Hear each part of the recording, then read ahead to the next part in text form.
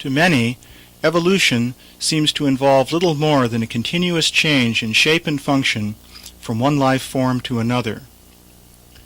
Early in the 20th century, D'Arcy Thompson superimposed a coordinate grid on a human skull. He showed that a simple curvilinear transformation would map the human skull to the skull of a chimpanzee. If we apply the inverse of the transformation to an adult chimp's profile, we find it changing into a form similar to a young chimp.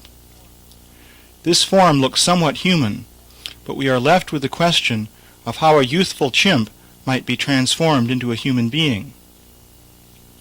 One key human feature is the large brain, which might attain human size through the prolongation of infantile growth rates. However, the brains of intelligent people range over a factor of 2 in size, and the real question seems to be, how did the billions of neurons in the brain become organized to manifest unique human abilities? In the 1860s, Alfred Russel Wallace, the co-inventor of Darwin's theory of natural selection, noted that people of primitive societies have abilities as great as those of technologically advanced societies. He suggested that these abilities and the talents of unusual geniuses, such as Mozart, would not be favored by natural selection, and also could not be haphazard byproducts of the natural selection process. This led Wallace to supplement evolutionary mechanisms by divine intervention, a step which greatly shocked his friend Charles Darwin. Darwin declared that if it could be demonstrated that any complex organ existed, which could not possibly have been formed by numerous successive slight modifications, my theory would absolutely break down. To illustrate his approach to explaining the origin of complex organs, Darwin proposed that the vertebrate eye began as a nerve connected to a light-sensitive spot. He then proposed a series of plausible intermediate eyes, stressing that extremely slight variations can take one continuously from the light-sensitive spot to the eye of an eagle. These rough sketches may seem superficially plausible, but one might wonder whether well-defined models of the eye could be constructed that would actually show Darwin's series of finely graded intermediates. Such models would have to show how neurons in photosensitive cells gradually became hardwired to perform sophisticated image processing and transmit the resulting data to the brain. The problem here is similar to the problem of brain evolution. We are dealing not with smoothly varying shapes, such as the human skull, but with discrete interacting subunits that fit together in a complex combination. Even the lens of the eye, far from being a simple smooth shape, contains complex layers of cells sutured together by zipper-like interlocking tabs. To gain greater insight into the Darwinian theory of evolution, we propose to study precisely defined mathematical models of the natural selection process. To do this, we first need to define complete working models of the biological systems we wish to study.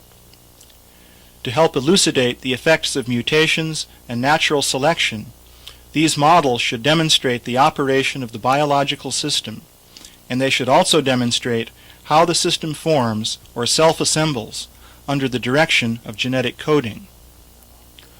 Once we have operation and self-assembly in our model, we can define the life cycle of the biological system. Natural selection is simply the change in gene frequencies that automatically occurs as the life cycle takes place, and some organisms leave more descendants than others. Under the heading of mutation, we lump together all processes which change genetic coding in a random way. The effect these changes have on biological structures will depend on the self-assembly process. We begin by introducing a simple model for the evolution of the eye lenses of a particular kind of trilobite, an ancient marine organism. Although trilobites have been extinct for millions of years, lenses from their eyes still exist, since they were constructed from the mineral calcite. A remarkable feature of these lenses is that they are corrected for the optical defect known as spherical aberration, By dividing the lens into two regions of slightly different refractive index, it is possible to cause light rays emanating from focus f1 to converge accurately to focus f2, thus allowing for a sharp image. This can be achieved if the interface between the two regions follows the ideal curve shown here. This curve was discovered in recent times by Descartes and Huygens, but it is closely approximated in the eyes of ancient trilobites. In our model, we will first assume that the interface curve can undergo a certain kind of random change as a result of genetic mutations. The curve to the right of a randomly chosen point is raised or lowered by a randomly chosen amount. We begin with a straight line as an interface and allow these random changes to occur. If the changes decrease the average divergence of the rays from an exact focus, then they are preserved. Otherwise, they are rejected. With this process of mutation and natural selection, we see that the interface does evolve to the ideal Cartesian curve. Now let us suppose that mutations affect the curve in a different way. Now, randomly placed short segments can be raised or lowered by randomly chosen amounts. Starting again with a straight line and the same selection rule, we find that the evolution process does not converge as quickly to the ideal Cartesian curve. Here we see the result of evolution by this mutation rule after 2,000 cycles of mutation and selection. For comparison, here is the result of the first mutation process after 2,000 cycles. The first type of mutation has its main effect on single segments of the interface curve, and thus it allows different segments to evolve more or less independently of one another. In contrast, the second type affects pairs of segments, and thus interface segments are forced to evolve in an interdependent way. This interdependence tends to slow down evolution, and it can lead to what students of nonlinear optimization call local trapping. As we shall see, trapping due to interdependence can have a profound effect on evolutionary processes.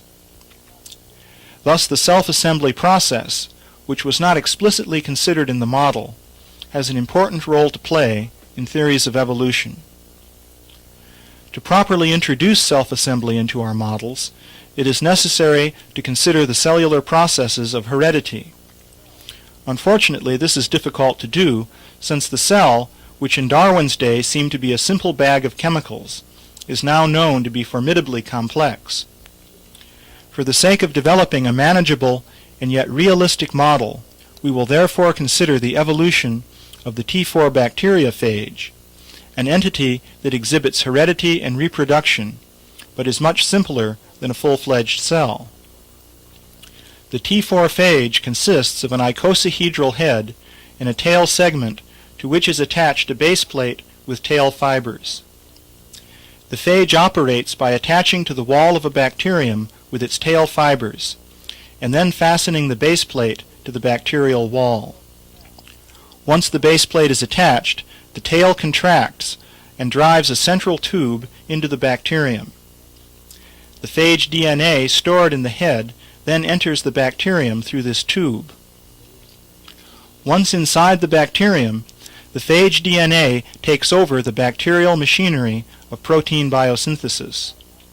Phage proteins are generated, and these automatically join together to produce new phages. This process involves the combination of protein subunits in a fixed order along fixed assembly pathways. The subunits making up the T4 phage are protein molecules, similar to this one, the enzyme carboxypeptidase.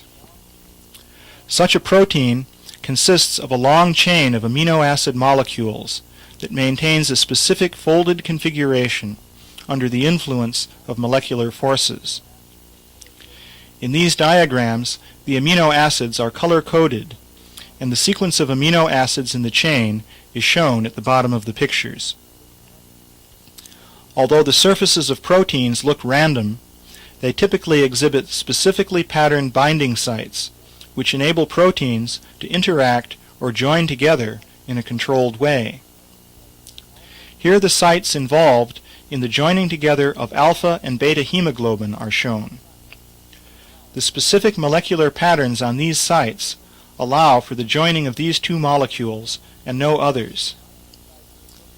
It is important to note that a binding site on a protein molecule may consist of widely separated parts of the underlying amino acid chain. Here this is shown for the active site of carboxypeptidase. It is therefore possible that two sites on a protein, shown here in green and blue, will be interconnected by several parts of the chain. Thus there is great interdependence among the parts of a protein, and changes in the structure of one part are likely to affect the whole. In making a model of a bacteriophage, we will abstract from real proteins the features needed to represent phage operation and assembly. A three-dimensional model can be made by representing proteins as ellipsoids with numerically coded binding sites on their surfaces. We can also consider two-dimensional models, in which proteins are represented by rectangles with similar binding sites. An important feature of these model proteins is the process of conformational change. In this example, subunits A and B join together. A change is then induced in the upper bond site of B, which causes a further change to occur in its lower bond site. This change, in turn, allows B to recognize and join with C, which was previously not possible. Available evidence suggests that the rigidly specified order of assembly in the T4 phage is achieved by means of many conformational change linkages of this kind. Here is a three-dimensional bacteriophage model. Since the self-assembly of the T4 phage head is poorly understood, we have tried here only to simulate the tail and base plate of the T4 phage. The long DNA strand of the real T4 phage is replaced in the model by a short rod which runs from the base to the top of the phage. This DNA rod is surrounded by a coil of subunits which corresponds to the syringe-like tube of the real phage. The coil in turn is surrounded by a sheath of subunits which can be triggered to contract and drive the coil through a simulated bacterial cell wall. The self-assembly and operation of the phage are controlled by a network of conformational change linkages. As we can see from these two-dimensional schematics, this network is quite complex, with each protein subunit interacting with several of its neighbors. Here we see the self-assembly of the phage model, starting with the DNA rod and randomly positioned phage subunits. Subunits collide randomly with the growing phage and are added to it in an orderly way by the action of conformational change linkages. The operation of the phage model is also based on conformational change linkages, which trigger contraction of the sheath once the phage has attached itself to the simulated cell wall. The wall is modeled to simulate an elastic substance that breaks after being stretched beyond a certain limit. Both the phage and the wall satisfy a principle of free energy minimization similar to that required in real systems by the second law of thermodynamics. What can we say about the evolution of a system such as this model bacteriophage? We can define a life cycle by allowing phages to self-assemble and break a variety of simulated cell walls. Phages that succeed can be selected for future life cycles, and random mutations can be introduced in the genes specifying phage subunits. What evolutionary transformations will arise from this process of natural selection and mutation? The answer to this question is that the strong interdependence of the phage subunits places severe restrictions on the ability of the phage to evolve.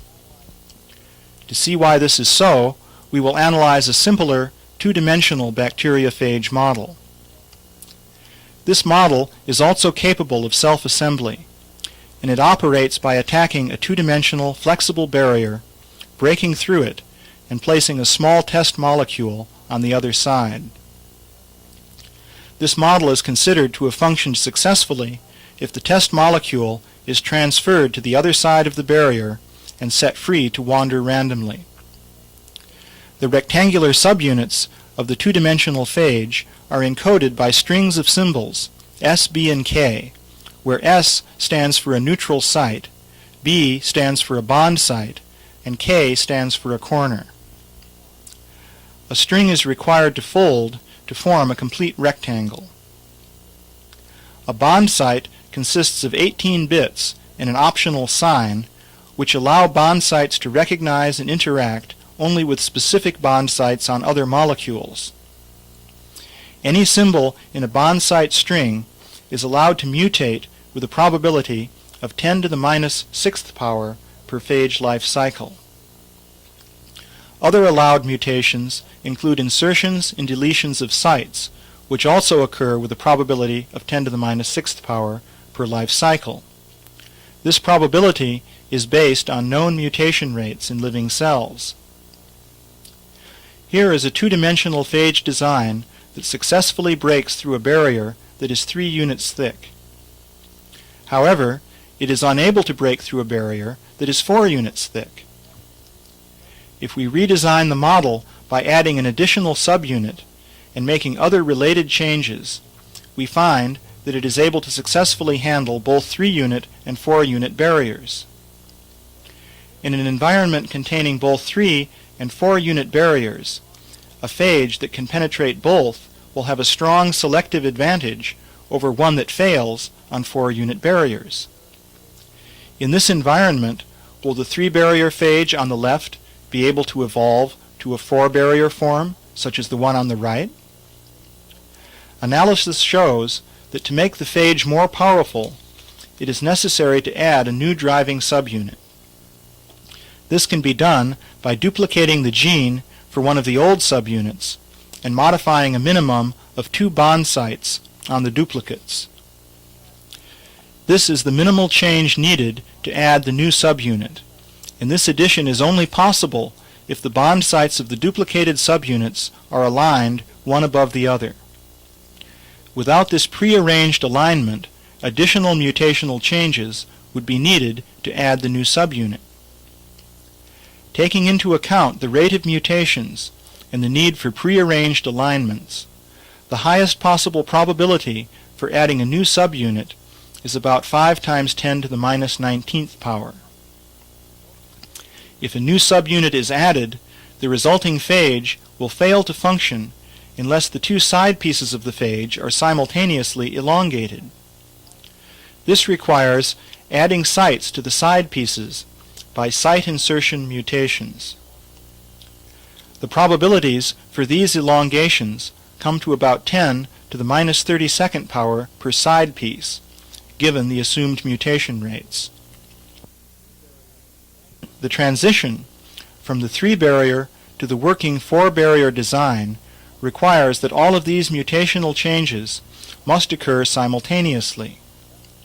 The probability is therefore less than about 6 times 10 to the minus 84th power, a prohibitively small value.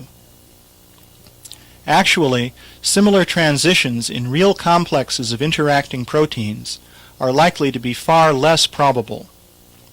For example, many simultaneous changes would be required to change the shape of a protein while preserving existing bond sites needed for interaction with other proteins.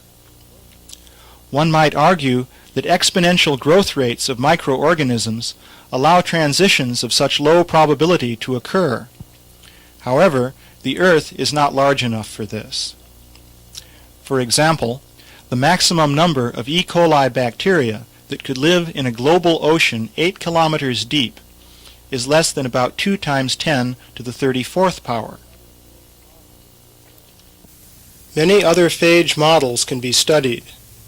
For example, consider this design which operates by uprooting sections of the flexible barrier. Such designs can be readily created within the mind. However, it is difficult to see how they could originate or evolve significant new capacities in an environment where successful operation is required for survival. In general, models involving many strongly interacting parts tend to require prohibitively improbable simultaneous mutations in order to evolve new functions or improved capacities. One might suggest that this limitation is an artifact of our model and not true of real systems, such as the T4 phage. If this is so, however, it should be possible to formulate phage models which are amenable to evolution, and this should be a topic for further research. Without explicit models of biological systems, the theory of evolution becomes simply an exercise in imaginative storytelling and not a proper scientific theory. We will end by briefly noting some examples of biological machinery to which this model-building approach could be applied. One example is provided by the E. coli bacterium. This bacterium is propelled by spiral flagella that are rotated by motors of molecular dimensions built into the bacterial cell wall. Can one make a working model showing how these motors might have evolved? To model the evolution of these bacterial motors, it is first necessary to understand how they work.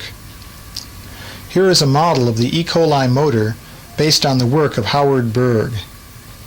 The model includes a wheel attached to an axle. There are several movable subunits around the wheel. Each subunit is mounted so that it can oscillate back and forth parallel to the wheel rim.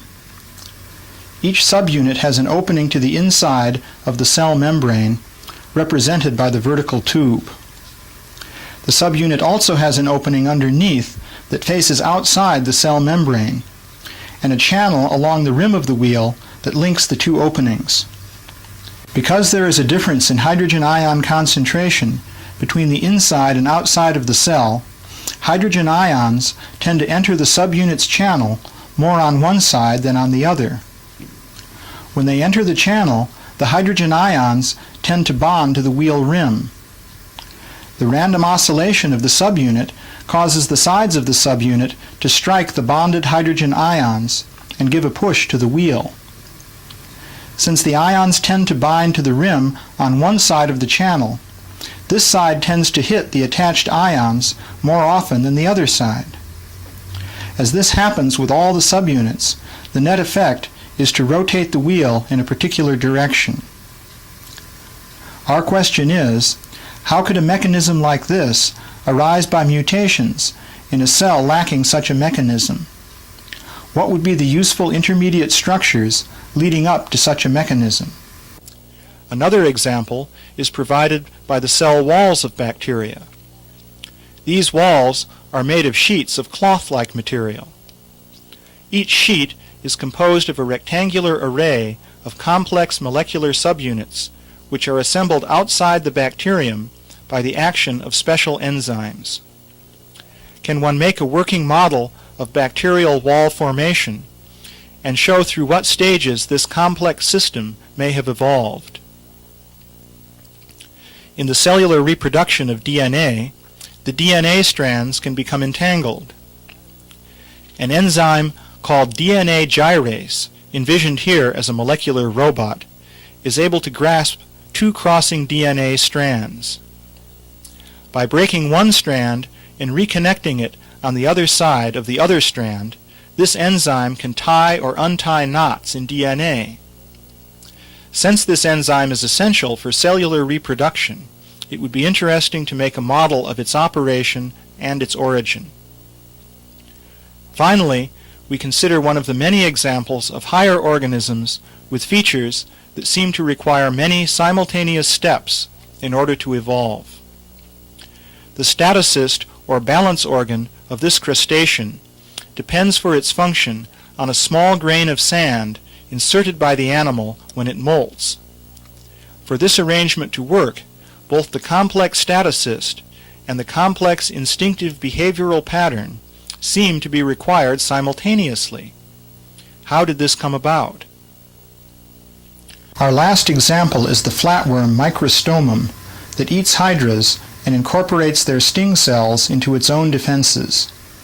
Here we see two hydras. In this enlarged view of a hydra's arm, we see sting cells and cells that fire sticky threads when triggered. Here we see an untriggered sting cell. The sting is coiled inside out within the cell. Here, the same cell has discharged its poisonous sting. The sting is ejected by pressure within the cell. The microstomum can devour hydras, even though hydra stings can kill it if it carelessly brushes against a hydra's arm. The hydra tissue is digested by the microstomum except for the sting cells and the cells that fire sticky threads. These cells are swallowed by cells in the parenchyma, or stomach wall, of the microstomum. The cells that fire sticky threads are then digested, but the sting cells are left unharmed. Each cell carrying a sting cell migrates to the back of the microstomum. There the transporting cell is surrounded by an encapsulating cell.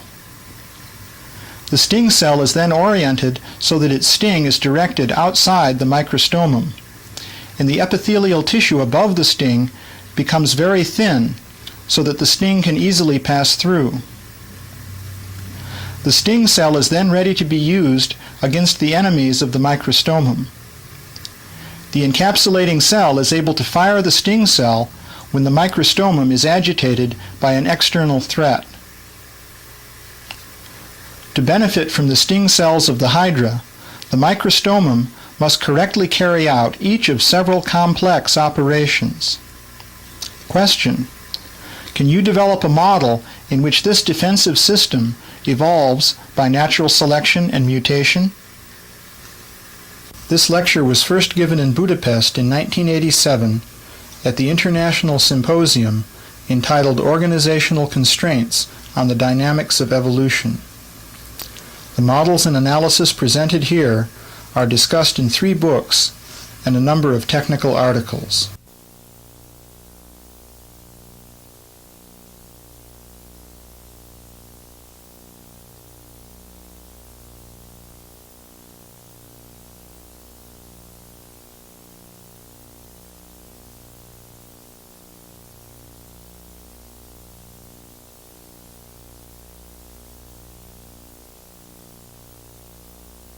For more information, please write or call